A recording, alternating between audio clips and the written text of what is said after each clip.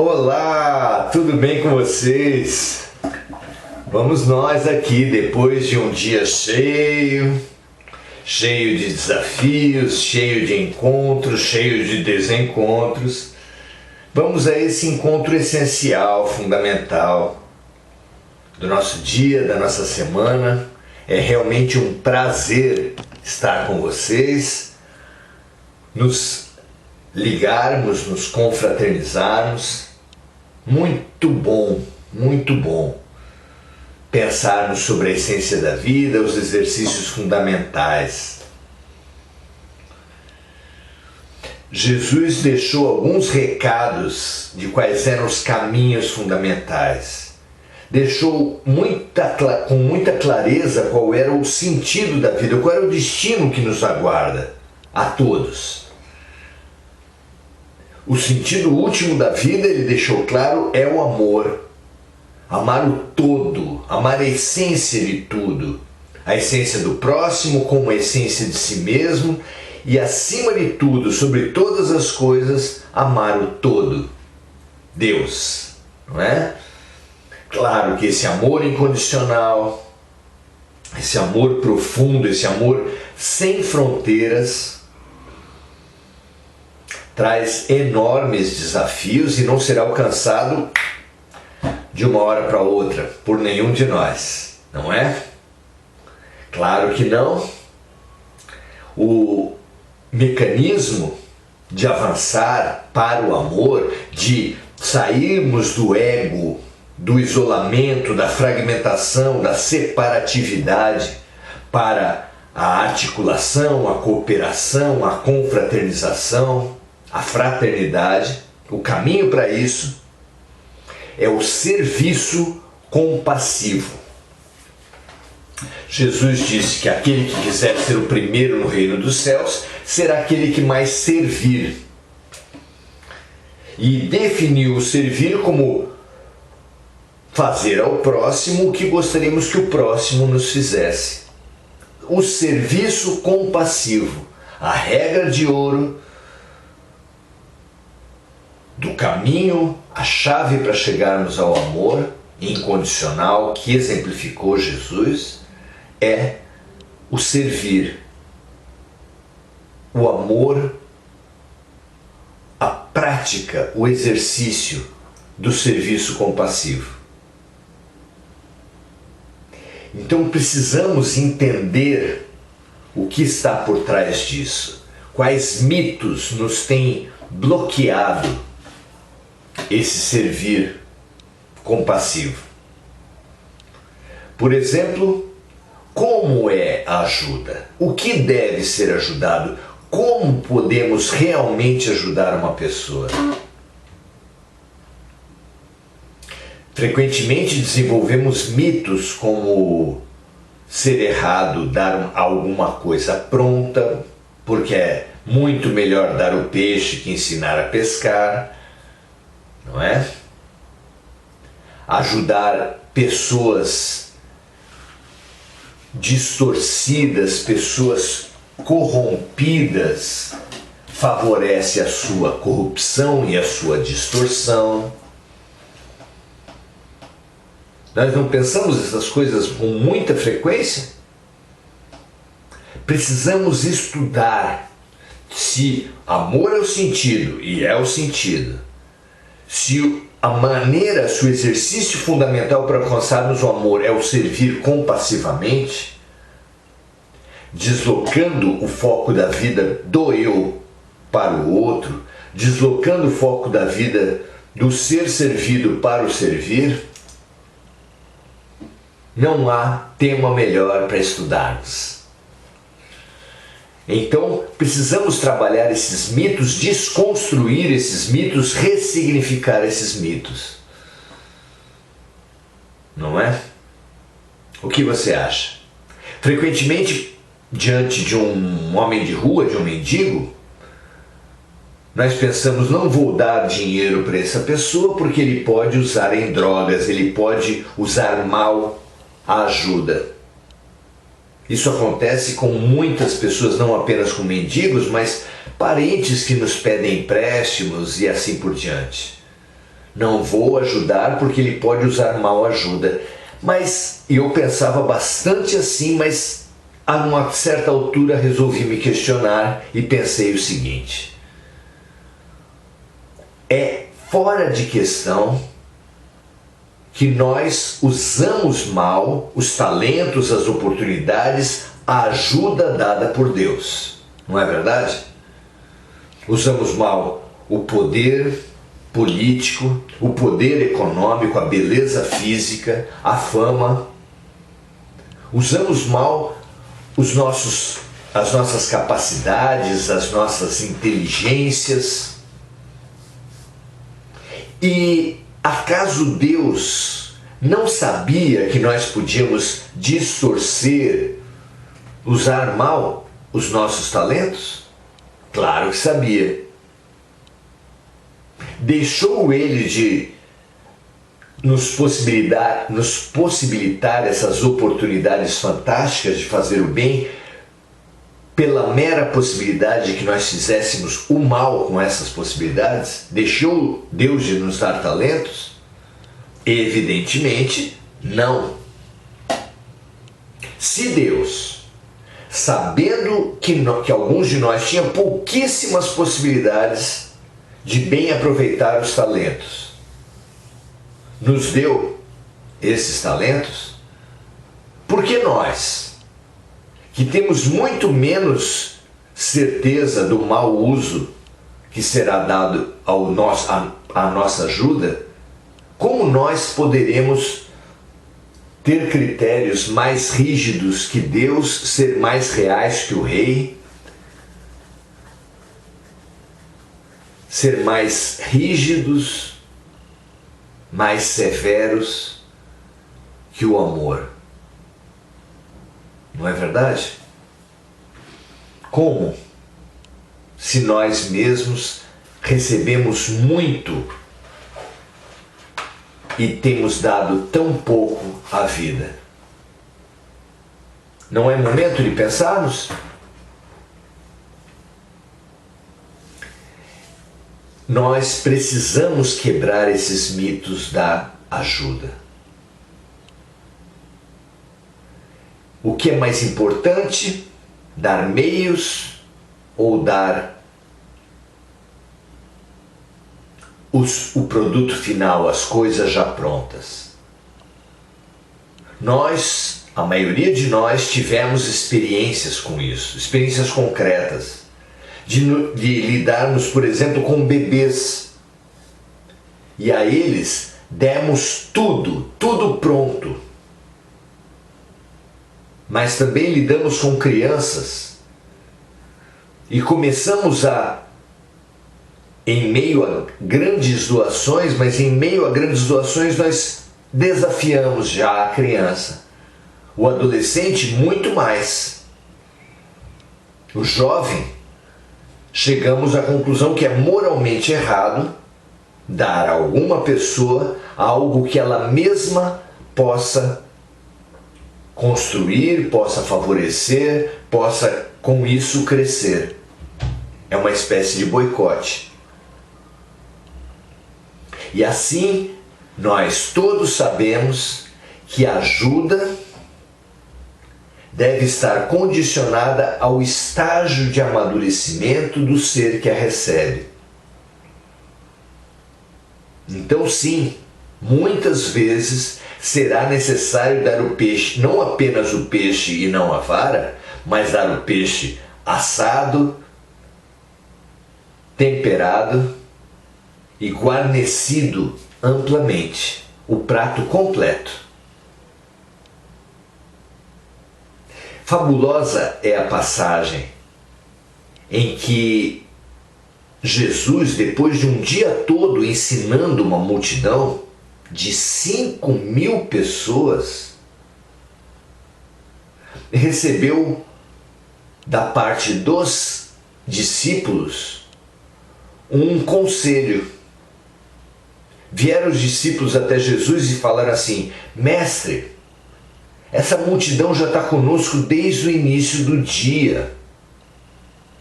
Há velhos, crianças, doentes. dispensa-os, dispensa essa multidão, para que cada um possa dirigir-se à cidade mais próxima, dispor dos recursos que tiver para poder se nutrir. Parecia um conselho muito lógico, muito justo, porque os discípulos estavam preocupados com a multidão. Porém, a resposta de Jesus foi: deles, vocês, o alimento.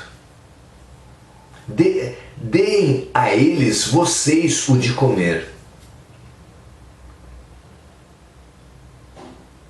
Vejam só. Colocou aos discípulos a tarefa de dar à multidão o que eles precisavam. E o que eles dispunham era pouquíssimo, quase nada. Perguntados pelo mestre, colocaram diante dele 5 pães e 3 peixes. Como quem mostra: como podemos alimentar uma multidão com 5 pães e 3 peixes? Impossível, pensavam eles, impossível, pensamos nós.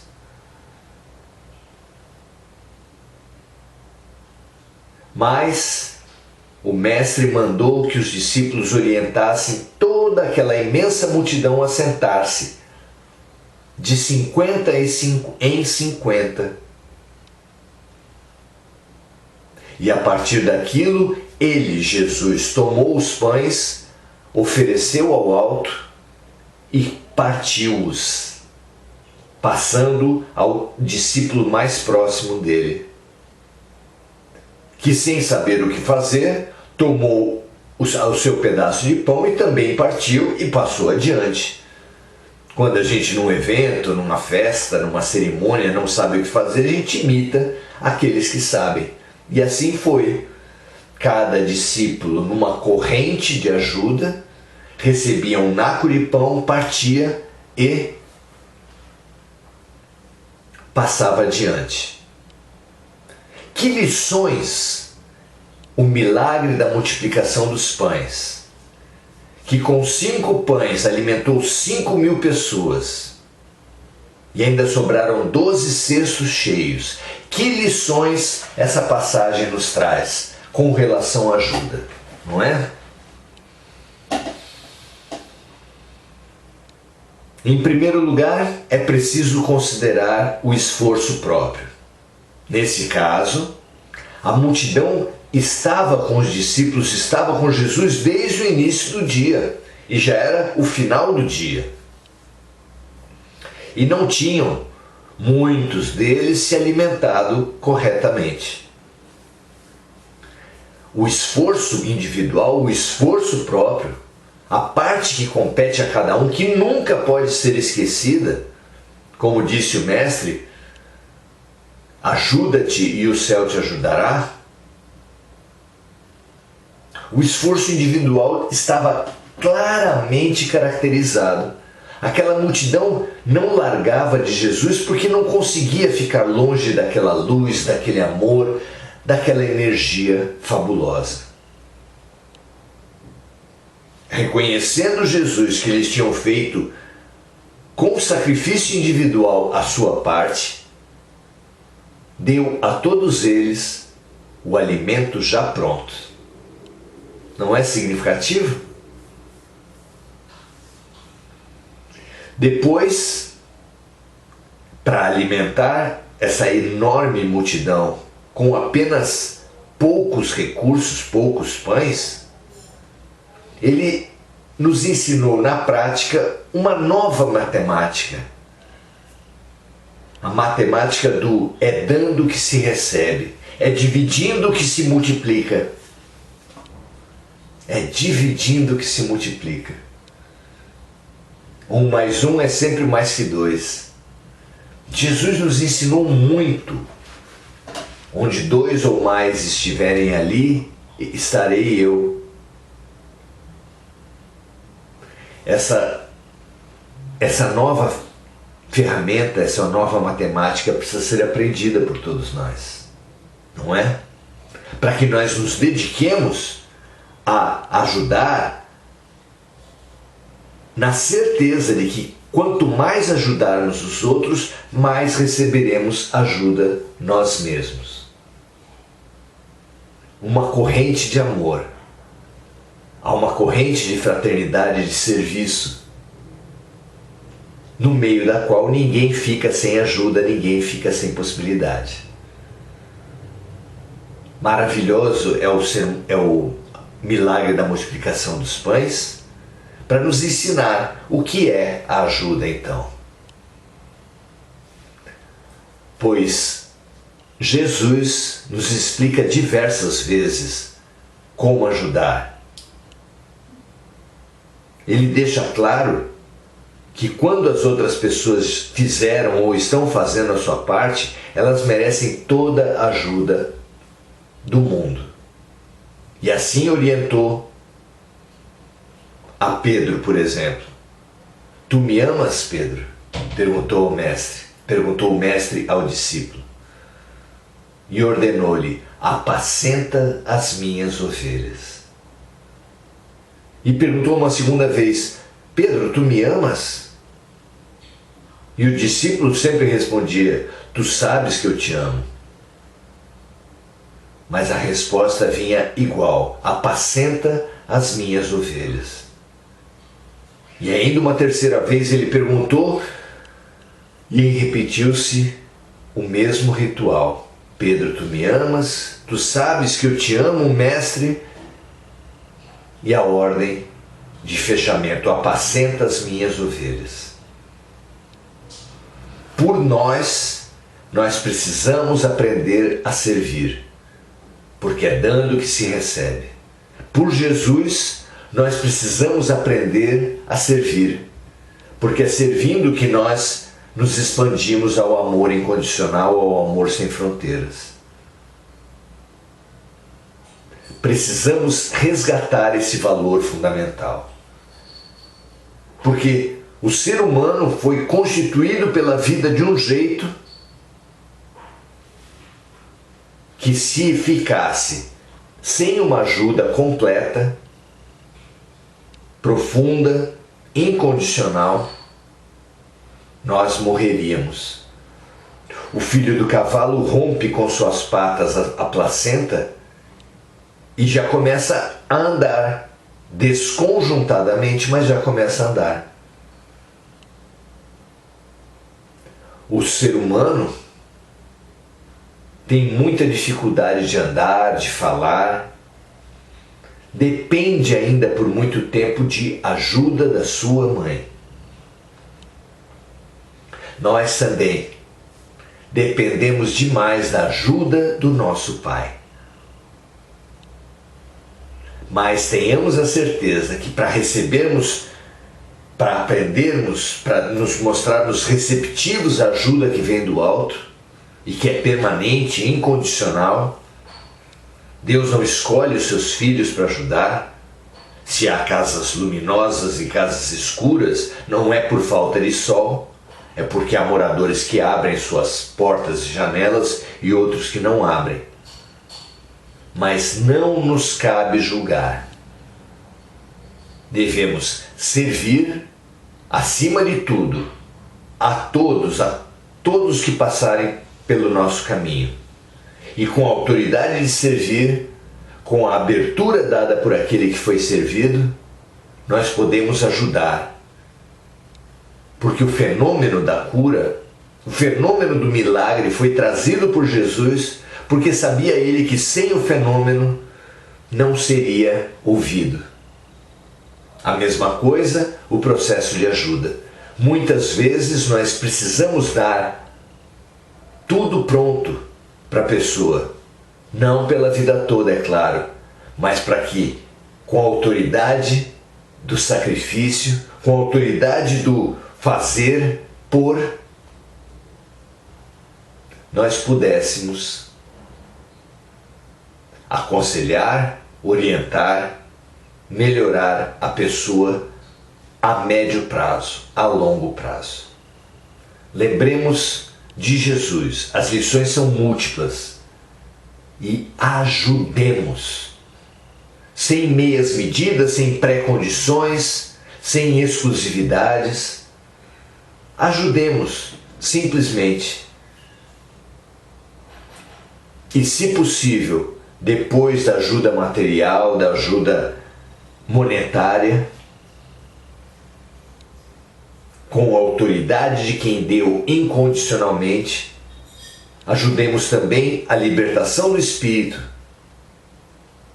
a fomentação da força individual, sem condições, sem fronteiras, sem superficialidade. Amemo-nos uns aos outros como Jesus nos amou. Esse é o incitamento, esse é o desejo, essa é a oração mais forte que existe na Terra. Amemo-nos uns aos outros como Jesus nos amou. Tiremos o foco de nossas vidas, de nossos olhos, do erro, da inveja, da calúnia, da difamação, da violência do outro, para aprendermos a amar o outro.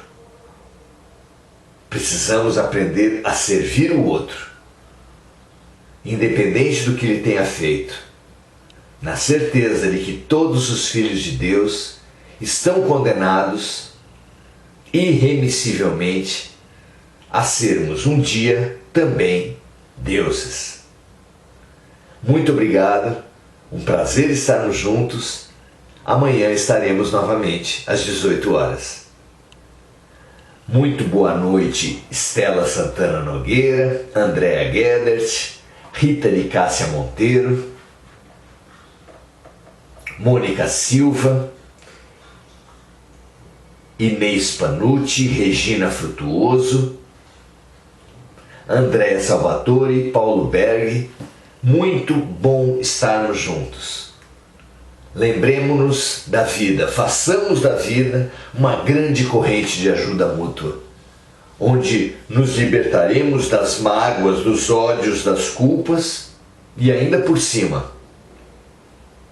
aprenderemos, pelo serviço de quem se coloca no lugar do outro, pelo serviço empático, pelo serviço compassivo, aprendamos a amarmos uns aos outros como Jesus nos amou.